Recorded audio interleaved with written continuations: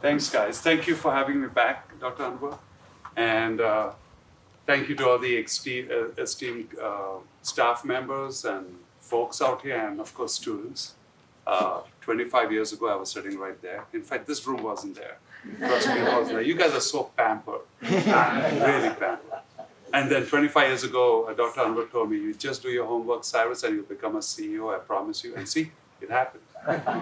So do your homework, okay? So today I don't have any slides, but I'm going to be talking about 5G and cybersecurity. My undergrad degree is in laser engineering and fiber optics. That's what I did, and worked for many years as an engineer. And then I came over and did my MBA here, and I found things called spreadsheets and finance and accounting, and I said, okay, let me move to the dark side. So now I'm in the dark side. But actually it's really good because you get to understand how things work, right? So as an engineer, you're pretty geeky and you want to play with new toys and 4G, 5G, 6G and all those fun things. And then you see the actual cost of doing the business, why is it growing, why is it not growing, all those good and bad things. So one of the things I really love is, as you can see, I love shoes, but I really like orange shoes. So is there anybody wearing orange shoes? Come up in front of the whole class. That's you, man. She's okay, we got a challenge for you, okay? Put your fingers like this. No, like this. That's where you're going to hold something. Hold this? Okay. No, she loves money. Do this, okay. And when I drop it, you got to catch it. If you catch it, it's yours.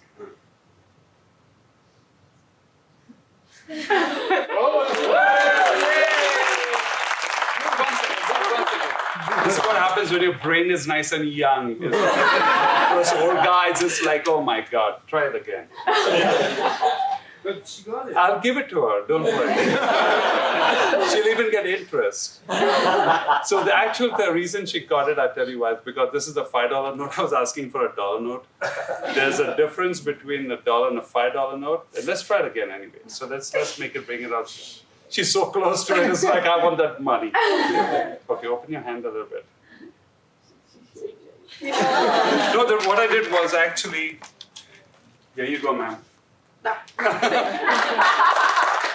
was actually, you got to use a $1 note. And the reason is very simple. Like he mentioned about 5G, right? Is a reflex from the time you see the thing moving, it goes into your brain, into your eyes, and then it goes to your brain. And from your brain, it comes back down to your fingers and says close. That whole round trip that is there is 200 milliseconds. Think about it. 200 milliseconds is 0.2 seconds, and you think that's pretty fast. Ever tried swatting a fly or catching a fly? They are 4 times faster than you. 4 times faster than you. That's the reason why you typically cannot catch a fly in midair. It's called the reflex. It's just the amount of time it takes for us to process stuff. It's a big body, it takes a long time to go there, but the fly, the body is really small, and the way it's structured is that it can directly send its impulses to the wings and limbs directly from the brain. That's why you can't catch flies that easily, right? So it's 200 milliseconds.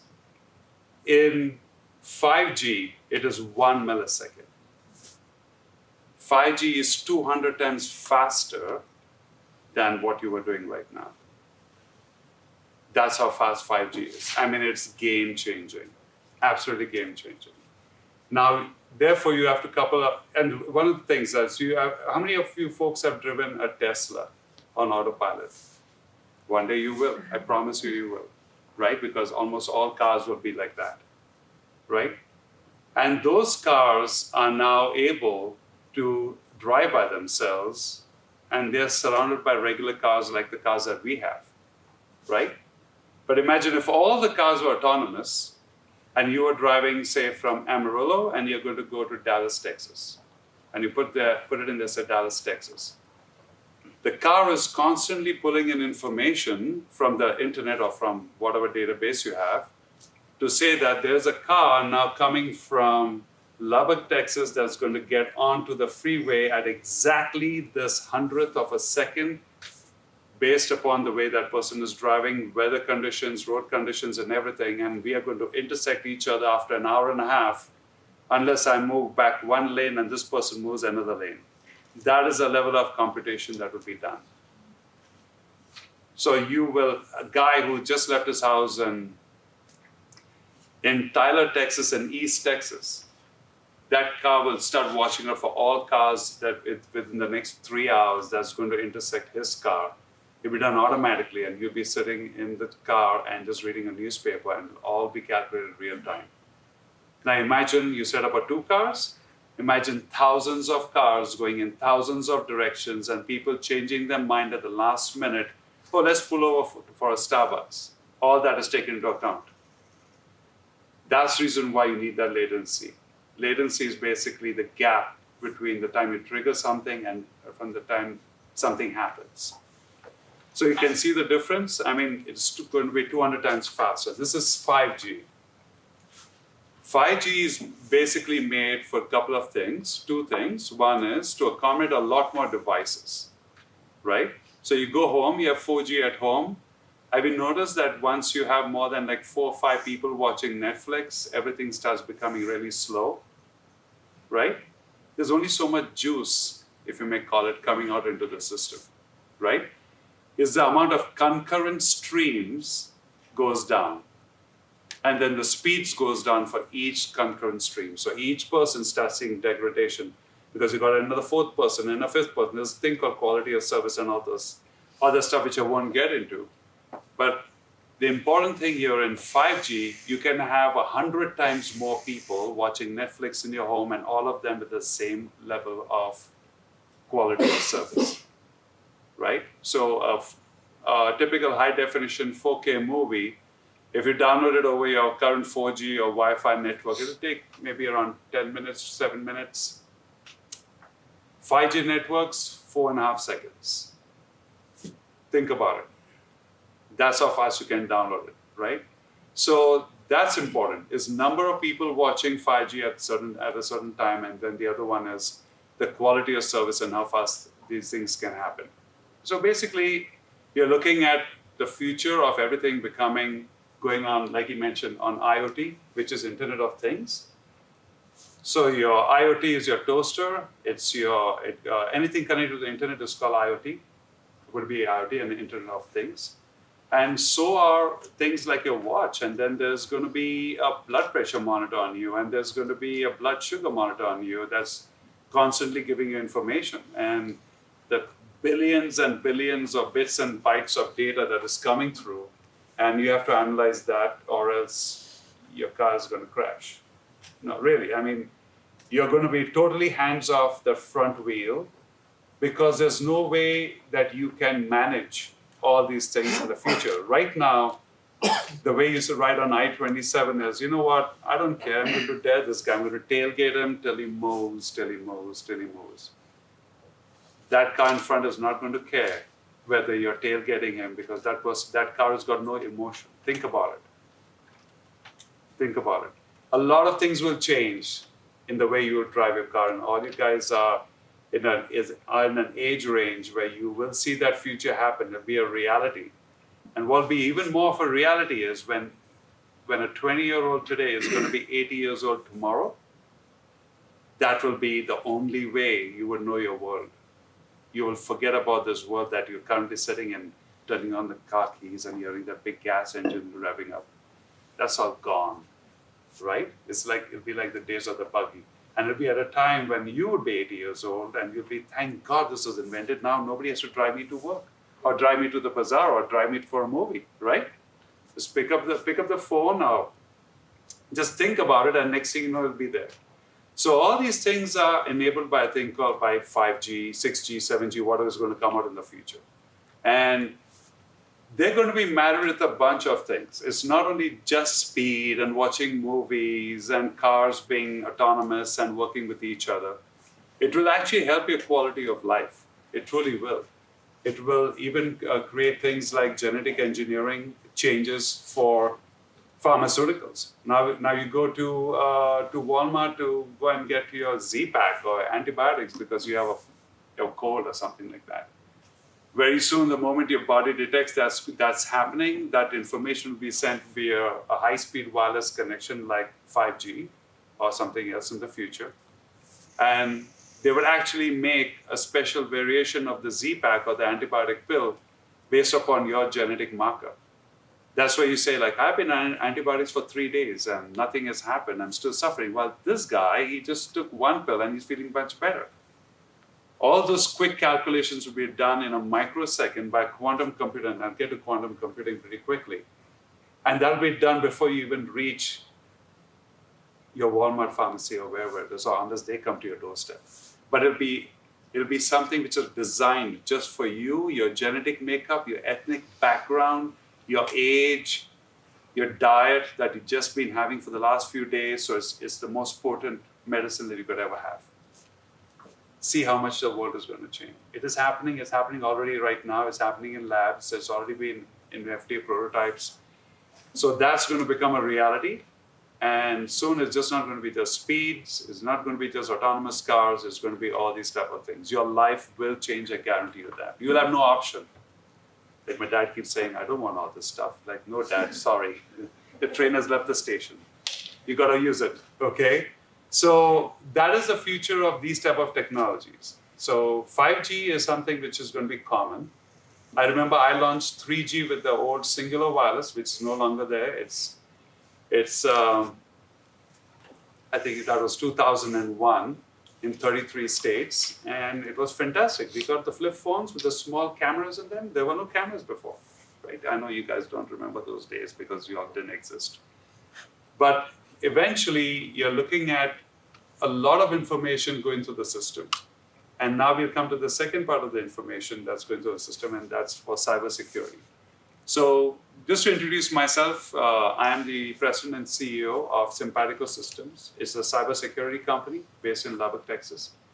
We've got offices in California, in Los Angeles, in Dallas. We have points of presence in Chicago, Miami, East Coast, Virginia, Washington, D.C., just all over the place. And the reason is, and by the way, this is West Texas's own cybersecurity company, born and bred here in West Texas. I am so very proud of being here and being part of that heritage of West Texas, and also be able to go global with this type of technology. So what's about cybersecurity? And the gentleman sitting there, he's like, hey, I heard the word security, I'm going to attend that lecture. So things are going to change, guys, on cybersecurity. You do not know this, you may not feel it right now, but if you ask somebody what's the big war that's happening right now, and they say, North Korea is, showing nukes and this and that, showing nukes, and everybody's got nukes, and this is like the guy with the biggest arrow and the biggest bow in the old days, and now sometimes becomes stale because everybody's got nukes and everybody's got this, so everybody's posturing. It's just drama. Truly, it is. You remove your nuke, I'll remove mine, and we'll all both go to hell. Nobody wants that, right? What's happening today all the time, guys, is that there's a cyber warfare that's been happening nonstop. It's happening even now. In fact, right now, I must tell you, Matt, we were just chatting with Matt and Dr. Anwar at the JBK in front of Witch. And we were talking to Matt about cybersecurity. And Mr. Ramirez went on a scan, and he did a scan of a cybersecurity profile for Matt, and we came up with a whole bunch of attacks that was there on this gentleman. I looked at, there it is. I can tell you right now each one of you guys, how many attempts are being made right now. I just need your email address. I have it on my phone. I can actually see right now how many times people have attempted to hack into my daughter's laptop, my son's laptop. One day when I went to Midland, that was I think 2 or 3 weeks ago. Since breakfast till that time at 1 o'clock, which was my meeting, I just showed that to my client and I said, look, my daughter's laptop, if somebody's tried to or some bots have tried to hack into it 3,400 times, and it was between 8 a.m. in the morning and 1 o'clock in the afternoon. And my daughter just goes to Texas Tech. She's not a rocket scientist. She's not doing some secret stuff. She doesn't work for the FBI. She's not Donald Trump for that's for sure. No, but that's important. The question people say is like, I'm not that important. They don't care if you're important or not because it's not a human being doing it. It's a bot. It's a piece of software that replicates itself so fast and it spreads around the world billions of times a second and will just touch you. How many people are there on the planet Earth? 7.3 billion? They've got like 3-4 trillion bots going out at the same time at any second now. So it's just like shooting fish in a barrel. And you're the fish. So cybersecurity is so important, guys, because what's going to happen is, hey, I've got cybersecurity. I've got not an antivirus. What is not an antivirus or McAfee, by the way? I've got nothing against those companies, right? But I just want to let you know what cybersecurity is. That lock on the door, if there was no lock on this door, you would walk right, you turn the handle and you walk right inside that. That's antivirus. So is that going to stop somebody from getting inside the door? No, I just kick it down. He knows. He brings his SWAT team in there. He just kicks it down. He's in. So once you're in, then what you have ADT or home security with those motion sensors, right? And they send you a trigger and say, somebody's in your home. The first thing you have to realize, guys, is he's already in your home. Just think about it. So you're like, he's in my home. Great job, Mr. Burglar. He's in my home already. So what are you going to do about it? Oh, it sets up a motion sensor and then it calls you and then you give it like a few minutes or a few seconds or whatever it is. And then after that, they make a phone call to your house. By the time he's having a party, he knows I'm already in. I've got like 4 minutes to burgle this place. I'll do it. Because that's what he does for a living, right? He knows what is happening. So number one, your not an antivirus is dead, is useless. Or your McAfee or whatever antivirus that you bought or downloaded, that's useless, right? So it comes, you're already inside, you're already infected. And when I'm saying coming inside means your laptop is infected, your cell phone infected, your fancy Apple Watch and your Samsung Watch is infected. If you're carrying a glucometer that's giving nonstop information on diabetes, that's infected. If you've got a blood pressure monitor and sensor, that's infected. If you're driving your favorite Tesla from Amarillo to Dallas, that is hijacked. Think about it. So I don't no longer have to stand like the old days and take a gun, wait for some sucker to come up by the red light and like, get out of the car. No. I'll be sitting far away in another country and I can track you down and lock you in your car and I'll take you to a place where I can have somebody mug you and he can send me a piece of the profits. You got to have cybersecurity not on your computer, on your door lock. That's on your door lock, on your fridge, on your... He mentioned something, in Amarillo has got IoT. IoT is, there's a lot of cattle industry in Amarillo, actually in the bushland area. And they have put tags that are working actually on 3G, actually on 1G. Small tags, they're very cheap on the ears of the cattle. So it can tell the owner that, your so-and-so cow or calf is dehydrated, needs this and needs that, and you can just hone in. And they actually send a drone. They don't go out there anymore. The cowboys don't go out there anymore on horses and rope around the cattle and find number 156 needs to be given a shot. No, this is a gone. You have a small drone that costs $60 that goes directly to where the cattle is. And it's done 24 hours a day, is autonomous, is very cheap, it's $60. And it goes in there and it gives it a shot, comes back and takes a reading again, and the farmer or the cowboy is sitting at home and watching TV. That's in Amarillo today. All this can be jeopardized with cybersecurity. So when I mention about he's already in your house, it means all the stuff that is happening is already been compromised, right? And then the next thing that you do in cybersecurity is once you come in there, then the question is catch the thief. So guess what? The phone dials 911, they send somebody there, and the guy knows the phone is dialing. He's not stupid. And he's like, okay, it's dialing. 4-minute response time, 3-minute response time. Unless he's lucky and he's right by the corner, then you had it. So in cybersecurity, it's the same thing. Once you have somebody inside your computer, inside the ear tag of your cattle, inside your Tesla car, inside your watch, Now you have to quarantine that so it doesn't start infecting everything else. This whole platform that is there is done by a company that does cybersecurity, something like what we do, right here in West Texas. And it can be monitored, it is monitored 24/7 by guess what? No human beings like at ADT, is monitored by artificial intelligence. So AI is watching. So the cop is AI, and actually the robber is AI too, because AI is what is attacking you. So when you see these sci-fi movies and say, they're like, hey, Rise of the Machines, guys, I guarantee you this, in the next 50 years, and you guys will be there to watch this. It'll be the rise of the machines. This is not sci-fi movies from Steven Spielberg. This was happening today. Machines are controlling us all the time. It is. You feel that you got cruise control and it goes up and down. Every time you put a cruise control at 65 or 55, that's a machine controlling you. That's outdated stuff. This is the new stuff. So if you want to be really careful, you got to have a full envelope of cybersecurity. Cybersecurity is not just an antivirus. And then some of them say, hey, listen, I got this really long string of alphanumeric numbers and codes for cybersecurity. Nobody can beat that. Of course, there are some other folks who still put password 1, 2, 3, 4, or I love you and all that stuff. You might as well just do that. Because the world of quantum computing is come out. That's a third part. Third part is quantum computing.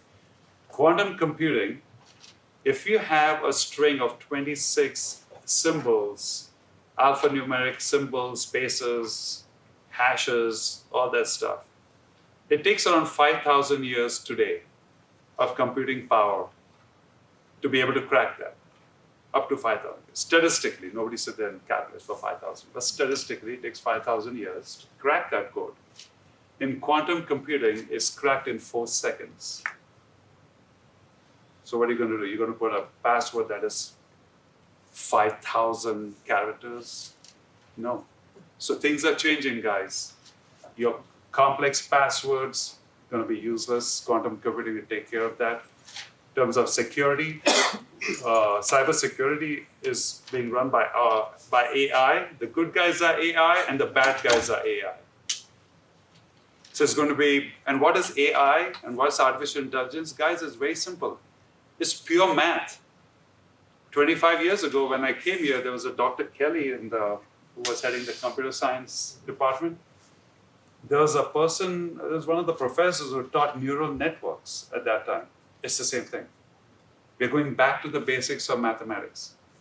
So if you think that I'm doing physics, I'm doing engineering, I'm doing medicine, guess what? It's all going to come down to mathematics. So if anybody's doing mathematics, if anybody's doing computer science, coding, and all that stuff, you're basically playing artificial intelligence. You're basically playing with plain old mathematics, right?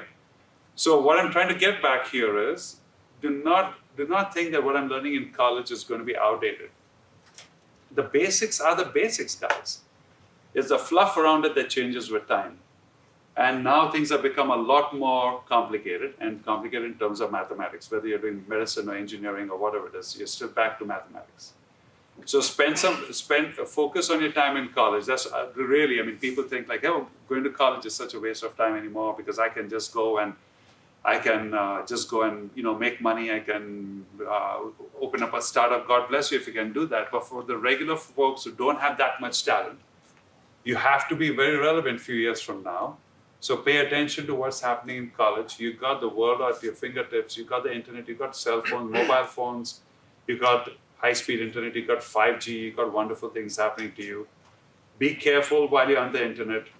Don't get carried away by putting stuff on the internet that you think that is cool.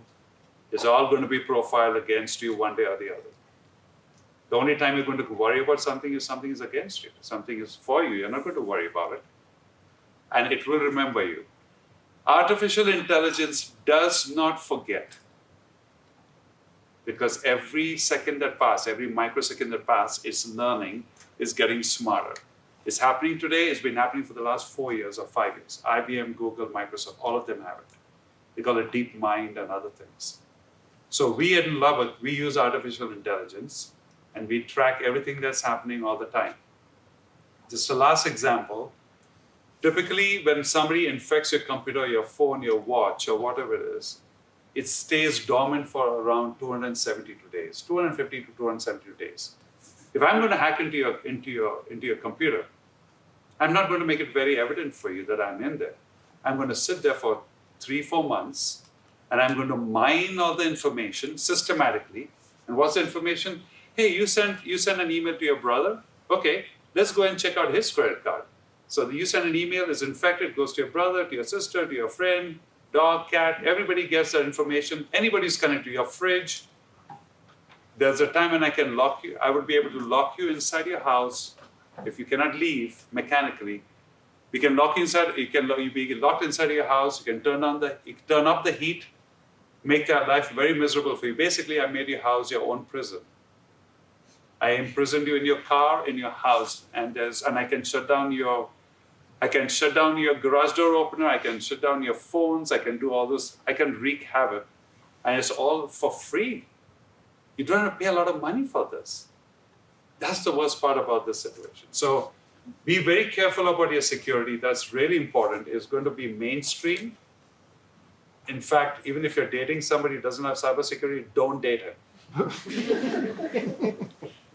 Because you're going to pay the price, trust me, right? So we've covered cybersecurity, we've covered 5G, which is basically transport, we've covered cybersecurity, we've covered quantum computing. That's the new world we are all in. And you'll have a better thief, then you get a better policeman, then you're a better thief and a better policeman. That drama will continue. It's been going on for thousands of years. It's just a new style, and it's happening all the time. So be careful about your laptops, be careful whom you give things to, all those type of things. Facial recognition on your phone is so cool. You saw what happened to China, what China did 2 days ago, and I know this is not China, but the world is moving in that direction whether you like it or not. Here we have legislation. Here this is a democracy, so we have got checks and balances. The question is, once you touch the internet, you have checks and balances, but the other people don't, and they don't care. China has made it mandatory as of 3 days ago or 4 days ago that everybody wants to open up a cell phone account or wants to get a credit card has to go and do a face scan. You go to Bank of America, face scan, and it's stored in the government database. Communist country, totally understand. That's the way it is done. The best part is, the people who are doing artificial intelligence, cybersecurity threats, sending you bugs and bots, they are not from these, they could be from these places, but they are mainly from companies. They're companies like our companies. People go to work every day there. Their offices, they have a budget, they have CEOs, they have CFOs, they have 401ks. It's like going for a regular job. They get paid in Bitcoin. But it's a regular job. It's an industry. It's not the hacker sitting there with the hoodie and doing this stuff. It used to be 6 years ago. That guy was 12 years old. And he made so much money. Now he's 18 years old. And he started up his own startup, which is robbing you guys. I'm telling you that. So this is something which is happening all the time. We in cybersecurity, we can catch that. We can catch a bot that is there hiding in our systems for maybe around 200 days. We can catch it within 4.5 minutes. That's pretty good. 4.5 minutes to basically find out what's wrong on your entire network, quarantine it, and kill it. That's what cybersecurity is all about. So you're not spreading that drama to your boyfriend or girlfriend, right? So, and the reason I said that is because sharing of information, be very careful of social media, sharing of information, emails, text messages, all those type of things sound a lot of fun. Just be aware of all these things because it could be something could be sitting dormant for 272 days and then go crazy. There's so much for doom and gloom.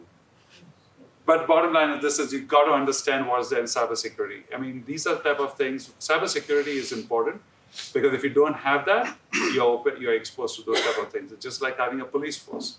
Imagine if you didn't have a police force, there'll be chaos, right? So that's what cybersecurity is all about. And they're constantly evolving. Any questions?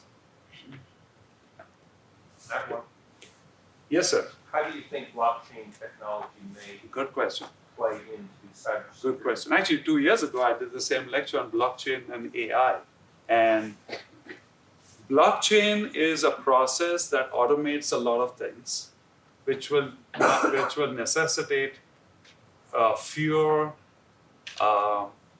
serial inputs into something. Like if you want to buy something from my shop, right now you send me an email, you look at my website, you pay the money, but then what actually happens is your bank does my bank transfer that money because you promised me $25, and then I'm going to send you this computer for $25, and that'd be nice. But send this computer to you, which means it goes to Amazon. Amazon said, get ready for somebody to do this stuff. It goes to the guy. There's a lot of that stuff happening. In blockchain, in short, what happens is the moment he says, do it, buy that camera in front of me. The moment he does that, all systems wake up at the same times and handshake. Boom, done. So I'm just trying to oversimplify it. So you don't have the serial involvement of this versus that. Now imagine if things are being shipped around the world. Everything wakes up at the same time, does the transaction, boom, goes down. So instead of having something shipped, it takes you like around 2 or 3 days to put it. Let's say you want to buy a large piece of furniture from China, it's going to come here. The moment you click yes, the factory knows that the guy was supposed to transfer it from the factory in China to the port in China. He knows he's expecting that. He's already sending somebody there. He's not waiting for an email. You think email is fast? Actually, email is not fast. It's not email, it's the people. And you're not awake all the time. You go to sleep 8 to 5. I mean, 8 to 5, you go to sleep 8 to 5. You awake 8 to 5, go to sleep from 5 to 8, right? Blockchain doesn't sleep. Blockchain is another form of AI, and that's where you have that intelligence. So the world is going to change. It's already started changing 3-4 years ago. It's going to change even faster than what's happening. So really, this is not a sci-fi movie playing out right now. This is exactly what's happening to you today. It's just that you're not aware of it.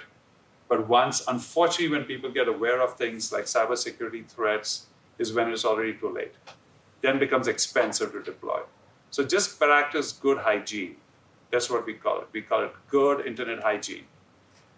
Use your common sense, do the right things, watch whom you're connecting with, watch how you spend your money, and how you use your credit cards, all those type of things.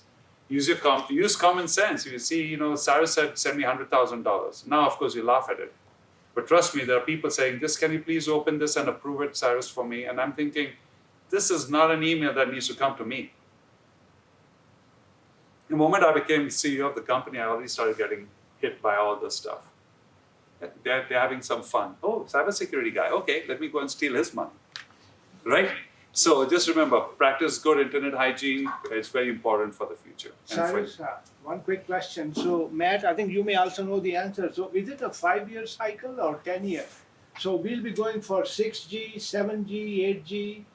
Okay, so that was a question. I remember sitting in the boardroom of T-Mobile in Washington, in Seattle, Washington, in 2001, and they asked George Stanton, who was the chairman of the board, and I was one of the VPs there. So what about 4G? And he's like, hey, just launch 3G first. The reason is you're saying 3G. G is just generation. So so we had a bunch of people that would create these algorithms that call it the next generation. When you talk to somebody from a cell phone and say I'm calling him on a cell phone, it goes from here to the cell tower through the entire core network. From there, it goes to that cell tower, which is close to him in New York, and he answers the phone. All that equipment, all those protocols, all the mathematics has to be upgraded to the next level. The question is I as AT&T and Verizon, I spent $20 billion, $100 billion, putting a 4G. I want my money back. You might want 7G and 8G. So this is important. As things get really, really complicated and get more expensive, it's not about, hey, let's give people 5G. Why? This isn't Mother Teresa. I want my money back. I spent $100 million, $100 billion. Get me my money back. Let me make a fat profit. Then I go to my shareholders and say, hey, listen, we've got something called 6G and 7G. And then they might allow it. When you see a stock tanking after saying that word, 6G, then not ready yet, right? So that's the reason why. So the world actually moves on two levels. One is on R&D. This whole G business is all R&D. They are PhD sitting and running math. Now it is AI running math. 6G and 7G will be created by AI faster and furiously. And when that happens, two things will happen. Actually, it'll be cheaper. You don't have to employ 300 PhDs to come up with one patent. It'll be delivered like almost any time because it's constantly learning. That's number one. And the other one is can you change the entire infrastructure to 5G or to 6G and 7G? How much time it will take? Matt's seeing that. It's pretty expensive. So there's a reality, what you'd like to have, then there's money, there's politics, and then there's time. That's a good question. But it'll happen, these type of things will happen. There'll be 7G and 8G. And even 4G is still being worked on. There's category 12, there's category 13. So there's still, the 4G technology is still being upgraded. Very true, very true. You see 4G LTE? You know what LTE stands for, guys? Long-term evolution, which means it's constantly changing. Long-term evolution. The magic is already in the name. Always look at the name. And when you don't understand that, just go to Google, check out LTE, long-term evolution, okay. It was actually being called CDMA 2000. I would know that because my R&D team was working on that in 2003. And it was very expensive. And we called it CDMA 2000 because US was moving towards CDMA instead of GSM. And then they decided if we keep on calling it GSM, CDMA, it's going to look like Betamax, VHS. Have you heard? There was Betamax, VHS before you guys were perhaps there. Then there was CD, DVD. Who goes and touches a DVD anymore? Flash drives. Who has flash drives anymore? Some of you might, but eventually they'll go away, right? Same thing. That's why they call it long-term evolution. Because basically they're telling the people, please expect things will change constantly. Don't cry. Give me your money. Buy my stuff. Any question? Yes, ma'am. So with the Equifax hack a few years ago, it's pretty safe to assume that most adults in the US had their information stolen. How much lingering, additional risk do you think that poses? And do you think that society needs to think about going away from social security numbers? Okay, so Equifax, TJ Maxx, all these guys got hacked into, right? That's just sloppy management. That is sloppy management. That is management from I hate saying this as a CEO, I can tell you the buck stops with me. And if anything like that happens under my watch, it means that I'm asleep at the wheel. The good news and the bad news. The good news is everybody learned their lessons because they lost all the big bonuses and the big money and they lost their jobs or whatever it is. But the bad news is now they're going to stop depending upon CEOs to make that call and they're going to give it to who? Artificial intelligence. AI will determine whether your company is worthwhile being on the stock exchange and demand $100 a share. Because you are not able to safeguard the information of all these people who are coming in and buying or doing the credit reports on Experian or Equifax. You see how powerful AI is going to become. It is going to become very, very powerful. And it's going to determine our lives. And we may not call it AI. IBM calls it Watson. They want to make it human and basically it's marketing. So, hey, you want to buy a Watson? But I'd rather go and buy Watson and make sure that my company is locked and loaded rather than depend upon a vice president or a president or my COO who tells me, boss, we got it all taken care of. We spent $3 trillion on this. Oh, it's great. And it's like, okay, great. Where did he come from? Oh, he came from Harvard. He's got 3 PhDs from Harvard. Trust me, have had that happen very recently. Oh, 3 PhDs from Harvard. He just had 20 patents under his belt. We are bulletproof now. No, we are not. Because the day he graduated got his PhD, the day he got it, the very next second, AI created a lot more things. And he has been instantly, along with all the other people, including us, outdated. So the question is, how do you harness the power of AI to make it your friend? Rather than think of it as something separate, it's like a gadget. It's not a gadget. That has to be a buddy. That has to be a puppy that you walk along with everywhere, protecting you when you go out for a walk, that'll bark at everybody around you. That's your AI. Think of it as a puppy, like a big German shepherd that you carry around everywhere, who is very faithful, doesn't sleep, cares for his master all the time. That's called AI. And we will be doing that. Good questions. Any other questions?